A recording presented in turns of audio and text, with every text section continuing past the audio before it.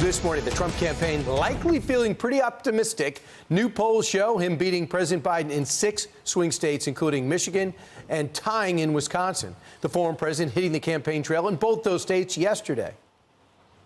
I stand before you today to declare the Joe Biden's border bloodbath, and that's what it is. It's a bloodbath. If you want to help Joe Biden wheel Granny off the cliff to fund government benefits for illegals, then vote for crooked Joe Biden. But when I am president, instead of throwing Granny overboard, I will send Joe Biden's illegal aliens back home. Fox News contributor, former counselor to Donald Trump, Kellyanne Conway, joins us now. Kellyanne, he's got to feel pretty good about these polls, but they're all within the margin of error just about. Your thoughts? These are great news for Donald Trump, bad news for Joe Biden. Why? Look at Joe Biden's delta. His floor and ceiling are dangerously close together, Brian, 42 to 46. It's like his beats per minute, very similar to that. Here's a guy who's not able to crack 50 as a sitting president in any of these swing states, including ones that he won with over 50% of the vote. So he's not even hanging on to his 2020 coalition that was delicately scaffolded together in the first place. You overlay that with all the gains Trump is making among union household, African Americans, Hispanics, young people, women. Donald Trump doesn't need to win a majority of any of the 5 groups I just said, and he can win the presidency.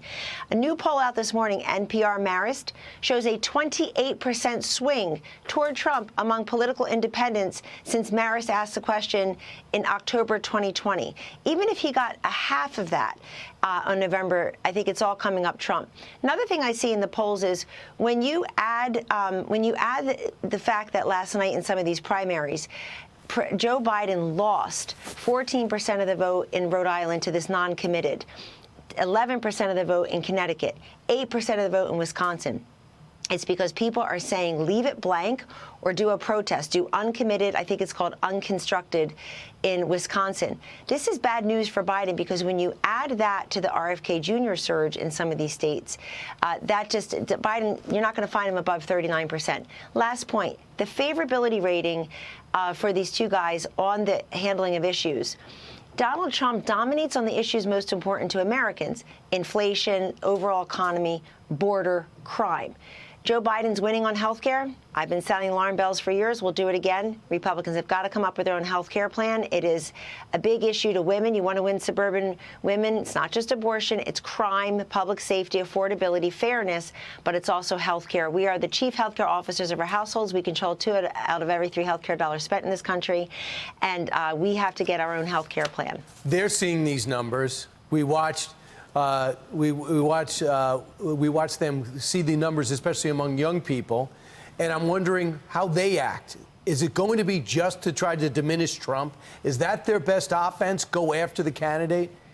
The sheer obsession with Donald Trump, the Trump derangement syndrome for which there is no therapeutic, no vaccine, this disease that is wrapped around their brains, I think makes them take leave of their senses. They are denying what they see in the polls, and they are denying what we see at the border and in our communities and at the grocery store and gas pump and in Ukraine and in Israel. They want us to deny what we see with their own 2 eyes, all in the service of defeating Trump.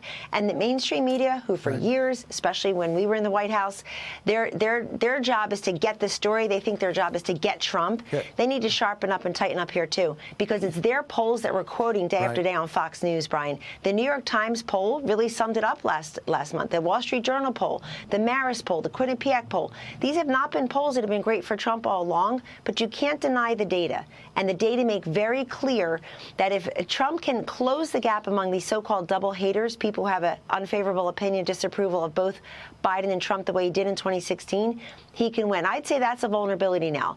He won the double haters in Wisconsin in 2016 by 40 points over Hillary Clinton.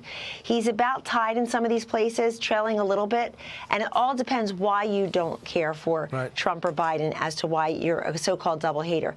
If it's just Biden's acuity, agility, and ability, you may be able to get past that. If you're angry with him about Afghanistan, crime, the border, Ukraine, that's more solid. Gaza, too. And then, lastly, we're actually going to see what the court cases do.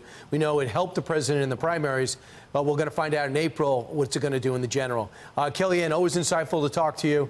Thanks so much. Thank you, Brian. I'm Steve Doocy. I'm Brian Kilmeade. And I'm Ainsley Earhart. And click here to subscribe to the Fox News YouTube page to catch our hottest interviews and most compelling analysis.